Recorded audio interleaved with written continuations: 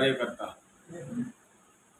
आमच्या एरली शाळेमध्ये जिल्हा परिषद शाळा आहे ती, तिच्यामध्ये डिजिटल रूमचा एक विकास म्हणजे डिजिटल रूमचा करणे हा असा काम झालेला आहे. यात 2 प्रकारचे बिल काढण्यात आलेले आहेत, एक पंचायत समिती आणि एक ग्रामपंचायत. आता तो बिल कुणी काढला हे आपल्याला बघणे आहे.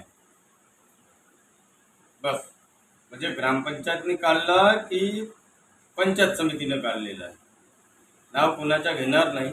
आणि जेव्हा एरली या ठिकाणी असा घोळ चाललेला आहे, तर अशा कित्येक शाळेमध्ये घोळ चाललेला असेल.